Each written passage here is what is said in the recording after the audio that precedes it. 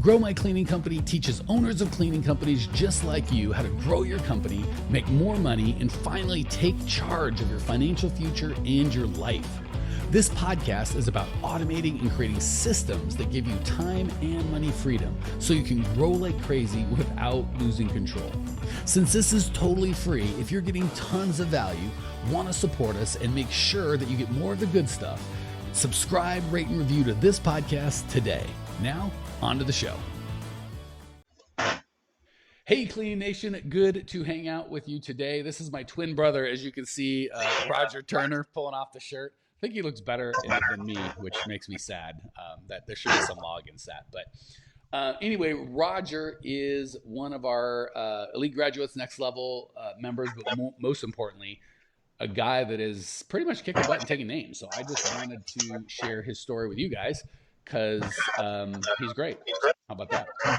God, we got a lot of background noise where we're at, but we'll make it work. So Roger, before I tell the world how great you are, why don't you tell the world how great you are and why we should listen to every blessed thing that comes out of your mouth? That's what you're here for, Mike. That's how I started. I've been cleaning commercially for 7 years, and I had subcontractors the whole time cleaning, and I remember talking to you about this and ever so clear. And I remember you knew exactly what my situation was, and I thought, oh no, I'm unique than everybody else. I've got subcontractors I work with. And you go, no, you're not. This is what's happening, right? So for 7 years, I've been growing my business and using subcontractors. So I get the business, they clean it, and then it's pretty easy. I still have a full-time job, and it was just something that gave me a little extra income. So, but as it grew, I found that I had more expenses, more time, more, to be able to manage this. And you described that perfectly I remember on that first phone call, and you said, let me see, your 15% is shrinking because you got all these extra expenses that you didn't have before. And I'm like, how'd you know this? It's a miracle. So you're like, you got to get rid of your subcontractors, new AB5 law coming into California this year. You got to get rid of that. I listened, I got rid of been moving away from my subcontractors and employees, which is something I'm like, man, that's something I never wanted to do. But it's worked out really well. I followed a lot of your direction on how to hire, hire based on core values, not on if I like the person or not, or their experience, and got a great group of people, almost away from all my subcontractors. So I found that and it was perfect timing during all the COVID stuff that's been going on the past, few months. So as business went down, I found that my gross profit went up, right? Because I was paying 85% of my of all the revenue to my subcontractors, and now it's down to about I'm right at about 46-48% gross profit. So wow, it's worked out well. I'm typing so many notes because I have like 1,000 questions. So first of all, I just want you guys to catch something before we move on. What Roger said, and if I put words in your mouth or mischaracterize what you're saying, Roger, please let me and the world know. But what I heard you say is, when I talked to Mike, and this is probably why the reason you got on the phone with me as a sales copy, you're like, he totally understood me. Let me translate that into what I'm constantly coaching you guys to do so you see what this looks like in real life. I understood Roger's pain as well or better than he understood it, and certainly better than anyone else he talked to. So hopefully you guys felt from the customer side what that feels like, is they go, oh my gosh, this guy gets me. He knew me. He didn't say, Mike told me how smart he was, how good of a marketer was, how many people he helped, how much money he had in his bank account, how his employees loved him or his mom. There was zero about how great Mike was. It was all about Roger and his pain. And he just went, this guy gets me. So I didn't at any point have to sell myself on, I'm so smart.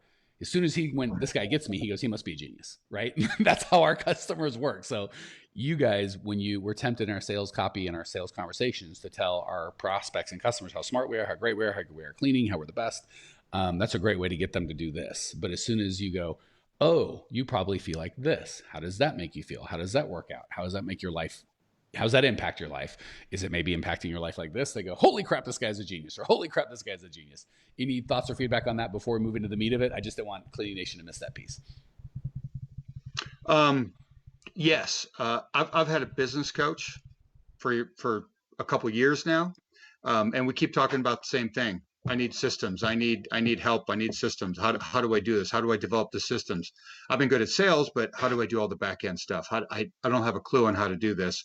And a friend said something that I'm like, oh, those, oh my gosh, grow my cleaning company videos I've watched before, you know. So I went right back on the internet. I started looking at, you know, your videos, and it's like, oh my gosh, you guys actually have a program around this. And so I called. I talked to Lou, I and love same Lou. thing, just what you said.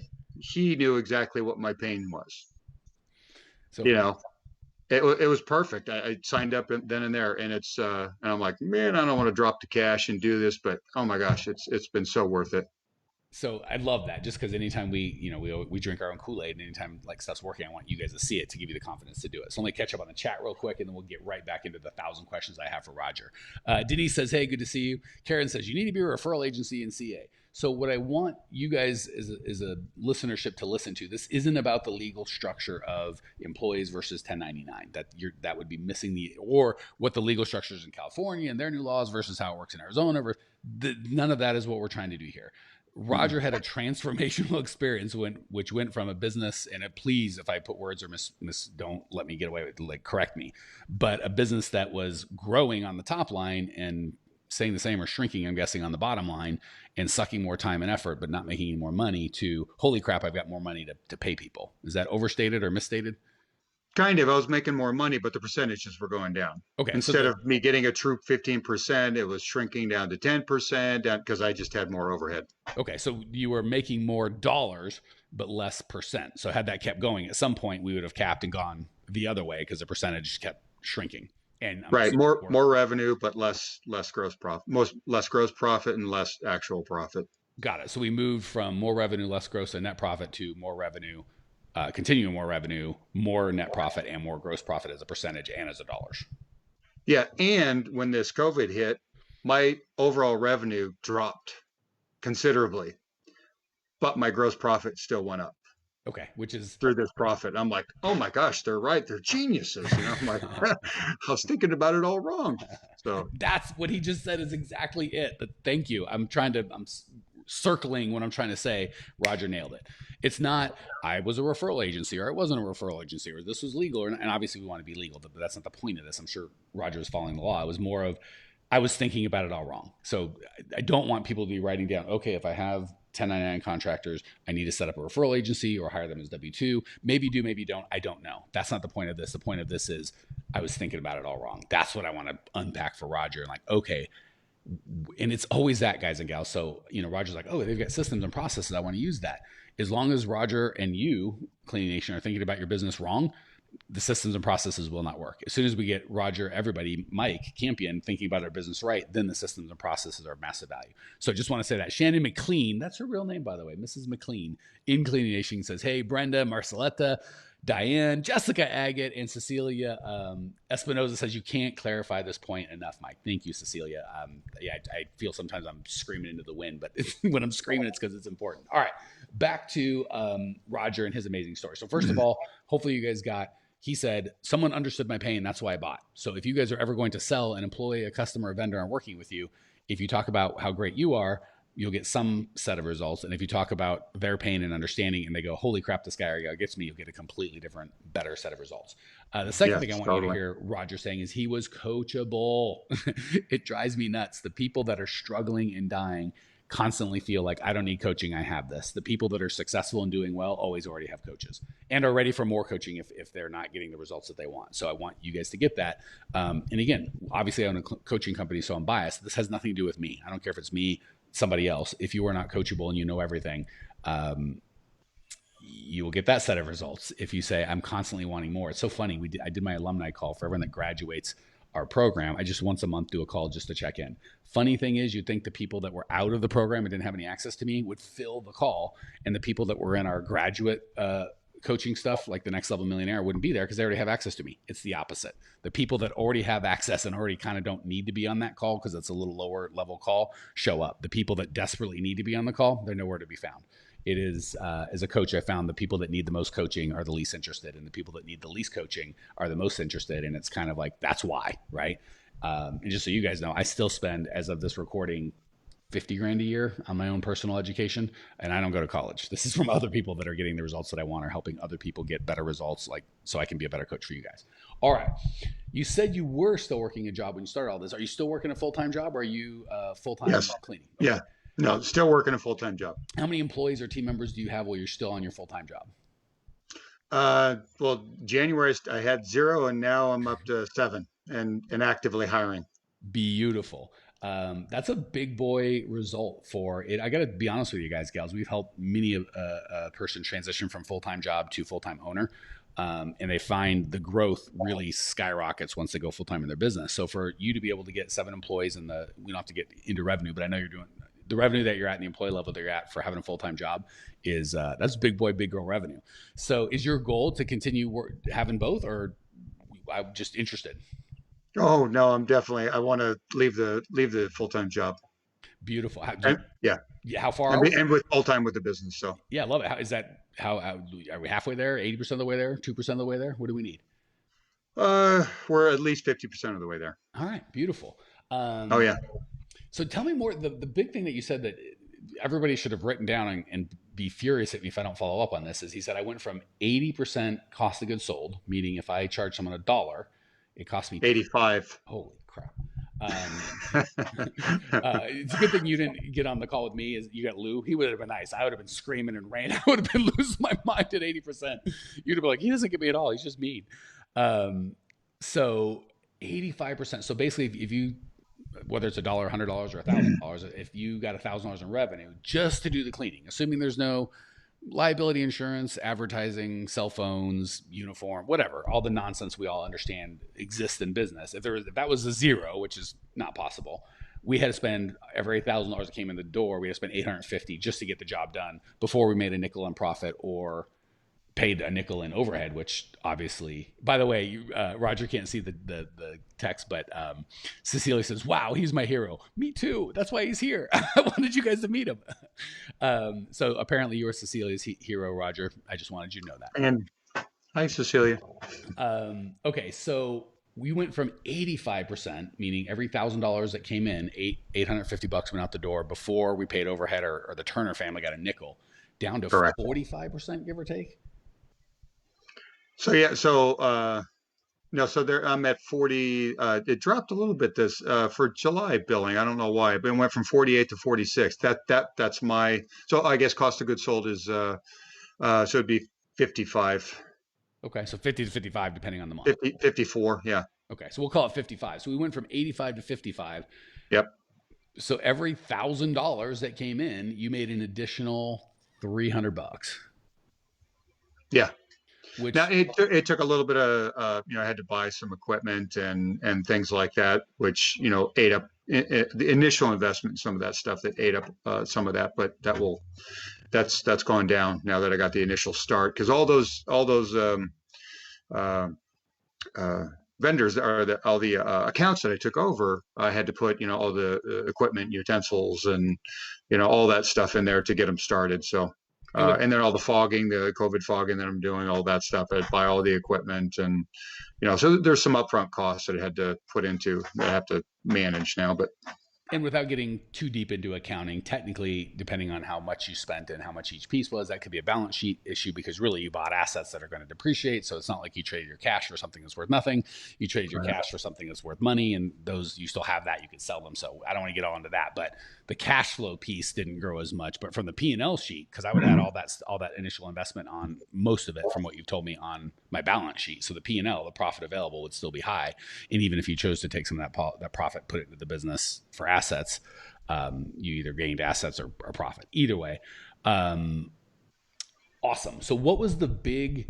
Because I love how your story was so indicative of so many of Clean Nation's story. Like, it sounds like you had been familiar with the show before, because when you said someone mentioned to you, you went, "Oh yeah, those videos," and went back. So what I heard, and please again, if I'm twisting or not hearing what you said. I want to get it right. What I heard you say is I'd been involved with, I've been online looking for videos, and I'm sure there's other folks out there, which is great. So you'd run into 2 or 3 different whatevers. Somebody said, "Oh, you should listen to this podcast," and the timing was different because the content's the same, right? We've been recording this for 5 years, so whatever you'd listen to was probably available. But Roger was different, right? Or else you would have done something earlier. I'm always fascinated as what changed from the first time kind of you came in contact with our thing to when you're like, I got to do something different. I'm fascinated by that answer. Yeah, pain. It was losing a couple of accounts. So I personally last year at the end of the year, the customers are complaining, not cleaning right. And so I'm like, so I'm going down personally taking care of some of it myself, doing some cleaning, managing. Um, and and then it only took 2 or 3 months later, lost the account because it went right back to, they're just not doing what they're supposed to be. Subs aren't doing what they're supposed to be doing. And that happened over and over. And every time I'd go into an account and, look at it and they're like, yeah, well, there's all these problems and more phone calls. I'm like, that's it. I have to do something different. This model does not work. Right. So, it was losing a couple of accounts the end of last year. That's what just said. I'm doing something different. I cannot do this anymore. Got to find a way out of this. So, gosh, if I'm cleaning, I'm always trying to kind of translate your experience or the guest experience to if I'm cleaning nation, like here's what I don't want you to miss. And there's 2 things. One is when you're buying, and one's when you're selling. So when you're selling, understand that, and this is if I had one kind of marketing nugget to give that if I could just implant it in everyone's brain in the community, this would be my top 3. Pain is on a spectrum and it changes day to day. So the fact that you give someone a bid today and they're not interested and they're like, oh, this, I want something cheap and and you're just like, oh, not a fit. Is if it's an integrity or core values issue, like they're just the wrong person, that's probably not going to change. I'm gonna mark them off my ability to be a customer ever, like on my do not sell to list. If they're not a core values match, but their pain is different. Like when Roger, first kind of experienced us or got exposed to the community, he's like, I'm okay. This model, there's nothing wrong with this model. It's okay. It's working. Yeah. So had we kind of, and a lot of you guys don't have automated systems like we've got in terms of podcasts that go out so Roger could kind of come and go as he pleased. If Roger and I had a conversation and he would have said that same thing, like, I think I'm doing okay. Everything's fine. Like, I'm not going to try and convince him of anything, but we just go, well, they didn't buy today. They're gone.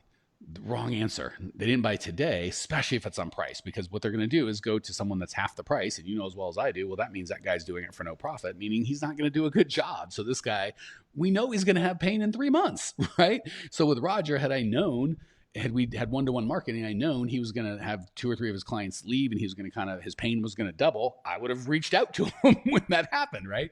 So I want for you guys, when you're selling people and someone says no, as long as it's not a core values mismatch, that doesn't mean no forever. It means the pain I have now isn't high enough for me to take action. And our goal as owners is never to make people in pain. Like if I came to Roger as a coaching, or he came to me and said, hey, Mike, can you help me? I'd talk about what he wants to do. I'm like, well, I'd like to grow, but I'm pretty happy. It's no big deal. If it's not hard or expensive, I'd like to do something as long as I don't have to step out of my comfort zone. I'm going to spend 0 time selling him anything. My conversation would be, awesome. When you're ready to do something, call me back. When you're really committed to making it work, let's talk. Until then, I have nothing. And if he's like, well, aren't you going to sell me something? I have nothing to sell you. So first thing on the selling end, just because someone's not in pain now doesn't mean they won't be in pain later, and huge. On the buying end, Roger articulated it perfectly. He's like, I wasn't in pain, so I didn't do anything. So you guys have an option, whatever it is, right? About getting coaching or buying something or doing something or whatever. You can wait until you're in pain and go, no, I need the world to kick my teeth in for another month. Then I'll come back. Okie dokie. Then that's what you shall get. Or you can go, or why do I need to wait? Why don't I just make the changes I need to make in my life now? And I'm not even talking about coaching. I'm just talking about life. All right, perfect. So give me the big takeaways, buddy. Here, let's do 2. The hardest thing I asked you to do that you did and went, okay, that worked out or it didn't. And then the easiest thing, you're like, oh, if I could just give Cleaning Nation one kind of gem or mind blow that I can share. Give them both. The hardest thing that you did and how that worked out, and the kind of easiest or best thing. You're like, oh, if I could give them one thing, it would be this. Well, from the beginning, you said you need to get rid of subcontractors. I'm like, oh man, I don't want to do that. That's just, I just need to manage them better. I just need to manage them better. And you're like, you I know, remember that conversation. get rid of them. I'm like, oh man, you don't understand. I got a full-time job. You don't understand. You don't understand. You know, of course you did. Um, and it was Mariana, She's the the best. mindset coach, that really pissed me off. Mariana, I hope to heck you are listening to this. Oh God, she said something, and it and it took two different conversations with her. One was, she's saying you need to do this, and I quickly said, oh my gosh, if I interpreted it differently than what she said. I heard her say you need to, so all these accounts, you need to put employees in. So all the new accounts that I'm going to get, I'm going to grow my business and, put all the employees into those accounts. And I got all excited, and our goals that I had talked about that said, okay, this is what I'm going to commit to. I just doubled those. And so because I said, oh, I don't need to change the core business. I need to grow it and Right. change that part of it. I don't need to do And so things the next, right. I just need to do things wrong twice as fast. yeah, pretty much. Well, with the new business, put employees in, Right. Got it. not the current business. Got it. So I'll do it going forward, but not backwards is too much. I'm not ready for that. Right. So the next conversation with her, she's like, whoa, whoa, whoa, what are you doing? She's like, what, what about our goals that we had? You just need to increase your business just a little bit, but change she goes, no, oh my gosh, you just doubled and tripled your sales goals. That's like so unreasonable. Just look at this. You have to, if you just switched over to employees, look at how profitable the business you already have is going to be. And she goes, let's look at those numbers. Okay, from 85% to 50%, and then at that 20%, I'm like, oh my gosh, it just this total light bulb went off. Of like, holy crap, she's right. I'm like, if I just switched over what I have, I am so close to where I need to be. So everyone get that. What I hear Roger saying is we always assume if we're making 50 grand and we want to make 100 grand, we need to sell twice as much, right? Maybe if you've got a healthy business model. If you don't have a healthy business model, you could just fix your business model. You could also go from making 10% profit to 20% profit with the same sales that you have. And it sounds like Roger went, holy crap, I realized how much work it would be to double my sales and versus how much work it would be to double my profit. Am I tracking am I picking up what you're laying down? Oh yeah, totally. Just I wouldn't have to increase my business at all. Just switch over from subcontractors to employees, and there I would, but still that was like, oh my gosh, I was scared to death. I'm like, and that's what I love that you have Mariana in place, because there was so much fear going through all of this. It's like, how am I going to do this? This isn't possible. This is why I haven't had employees. This is, and on and on and on, and all this fear, and how can I possibly manage employees, and how can I, and I've had employees before, and it's been a whole different experience having employees. I've taken a lot of what you said and how to manage those employees, and now that I have, they are working with the customers sometimes more than I am to manage. They're managing their own tenants, their own buildings, and I'm like, wow, I never expected that. So I'm hearing a lot of Roger saying, I thought I had to do more, but I realized I could do better. So I didn't need to double my revenue. I could just double my efficiency and effectiveness, i.e. profitability. That's fine. I didn't have to have more employees. Maybe I had experience before, and the way I ran the employees was no good. So I didn't have to get more employees, or getting more employees used to be scary because the way I did it wasn't effective. But once I had an effective way to get employees, now employees bring joy and happiness and help as opposed to pain and suffering. Fair? Am I twisting you? Yeah, no, that's right. All right. I'm going to do a quick touch base with all the live folks, and I'm going to let you answer the big one. So was that the hard one, the hardest, scariest thing that we asked you to do? Oh yeah. Okay. Let me touch base with everyone in the chat, and then we'll let you finish the broadcast with the easiest, best. Like if I could give one nugget from your multiple month saga that you could distill down for Cleaning Nation. So Shelly says, hey. Abby says, hey. Edwin says, hey, this is my first time on the live podcast. Welcome, Edwin. Glad to have you live. Appreciate everything you do for Clean Company. Started 3 months ago. Already have 8 employees. Fantastic. Your podcast has a lot to do with my success. Really appreciate you. Appreciate you, man. Subscribe, rate, review. Cecilia says, he's my hero. I can't possibly express how much I need to hear all this. Thank you both. And again, that's why I have Roger, right? I feel like I say the same things or similar things over and over and people don't get it. And then Roger says it, or a guest or someone that's been through it says it, the same thing, and people are like, got it. Jason says, at least she didn't make you cry, talking about Mariana. So when you get into the Millionaire Mastermind, here's the big pitch for that. We will make you cry. So there you go. You might go, I don't want that. It's terrible. Betty wants to know where you get the Clean Nation t-shirts. As of now, we only give them to our clients. So no way to, we don't sell them. Denise says, what's your average pay for your employees? Just curious. I guess you can answer that if you want. Roger, I don't know if that's really the key to anything, but It depends. I start them off at minimum 13 and then move them to 15 as quickly as possible. And then for the specialty stuff like, floors, or they're doing spraying for the COVID, things like that, then I up it to, 20 or more, depending on the specialty. and again, I want to tell folks, it's not that. It's having, California. it's, yeah, A's in California. B, it's not how much you pay. It's a better question. We don't have time to get into it. Is what system do you have to decide how much people get paid and when they get more or less? That's the question we want to answer about pay. All right, we got to wrap this thing up. Give us the big one. If you had one thing that you wanted to kind of impart on Cleaning Nation, give them the most value in least time, what would that be, sir? Connection to everybody. This is a community of guys just like me looking to how can I be successful doing this, and Mike's the catalyst to put us all together. And so when I see guys and gals that I want to talk to, I message them on the Facebook, and then we talk live. And one comment that a guy Friday, he's down in Florida, he made to me, I was talking to him, and he said, he says, "Oh my gosh, that's his name." If you're looking for, not, it may have happened on Friday, but that's not what Roger was saying. He talked to Friday. I can't even say his last name. It's like Enzwa, or it's a weird Friday. name, but Friday's the person, not the date, or maybe it was the date as well, but definitely the person. Continue. Talked to Friday on Friday, and he just said, "Oh my gosh, hey, I go down to Home Depot. They have these foggers and for whatever." And I'm like, "Oh my god!" I literally ran down to Home Depot. They didn't have them, and so I scoured the internet, found product and foggers and everything I needed to right in my area. It's a miracle I found this stuff, and that has been so profitable.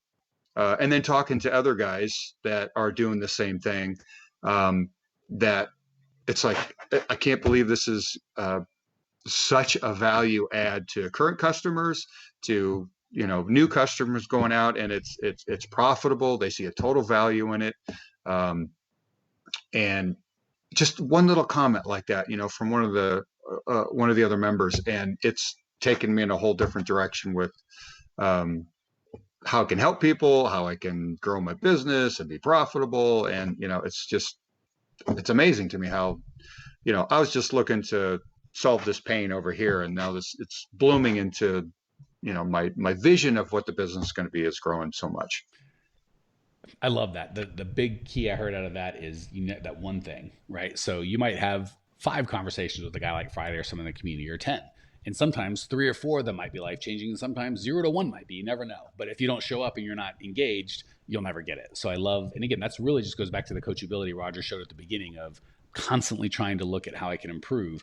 And it's funny, guys with Roger's attitude, and a lot of you guys in Cleaning Nation, are always finding ways to improve magically. And then guys that don't have that attitude are always complaining that everyone sucks and no one wants to share and everything, and that becomes a reality. All right, we're going to say goodbye to everybody. By the way, everyone said all this nice stuff. One of my Millionaire Mastermind clients, James, goes, "Mike's all right." So I like there's all the nice comments. James is like, "Yeah, he's fine," if you like that sort of thing. Michelle says, "Thank you for being real, Roger. Businesses are often reluctant to talk about their failures and their journeys to success. So I wanted to thank you on Michelle's behalf." So James says to Mike, "Mike's all right." And to Roger, "You're awesome, Roger. Great share." So there you go. That's how that went down. And Mark says, "Really helpful as I struggle with my full-time job and owning a cleaning business." So just want to let you know, Roger. Right. And again, this last thing I'm going to say, we're going to get out of here. Roger showing up and being willing to give his time. We don't pay anyone to be on the show. What? Yes, sorry. That's the first Roger's heard of this. I'm gonna have a conversation with him after. But again, I love that he's like, I got so much value out of the community, and now I'm here to give value. And I love that Mark's like, "Hey man, that's exactly what I'm going through. That helps." So that's why we're here, guys, gals. That's why we have this community of tens of thousands of owners of cleaning companies. Glad you got value, Mark. For those of you that are getting value, subscribe, rate, review, share. It drives me nuts when people are like, oh, I don't want to share the podcast because I have a business and they'll have a business. And that's insane, right? Like that would be like Friday going, oh, I don't want to share anything with you. Roger, because you might get something. I know they're in different areas, but even in same areas, guys, gals, that's crazy. I promise you have this much of the business in your city. Like, make friends with other people and find out how to bring value to your competitors. Don't try and screw them. All right, Cleaning Nation, good day, good talk. You're amazing. Talk soon. See ya. Thanks for tuning in to today's show. If you're fired up, ready to grow, and want to see if you have what it takes to work with us at Grow My Cleaning Company, here's what I want you to do right now. Go to growmycleaningcompany.com/talk. That's growmycleaningcompany.com/talk to book an appointment to speak with me personally. I'm going to jump on the phone with you to get you crystal clear on where you are now, where you want to be, and how to get you there. Don't walk around in the dark any longer. If you are serious about growing your cleaning company, it's time to finally get the systems in place that you need to grow. We've helped hundreds of owners of cleaning companies not only grow their business and their personal freedom, but give back to their community as well. If that's what you're looking for, head over to growmycleaningcompany.com/talk and book a time to talk with me personally. I can't wait to get to know you and your business.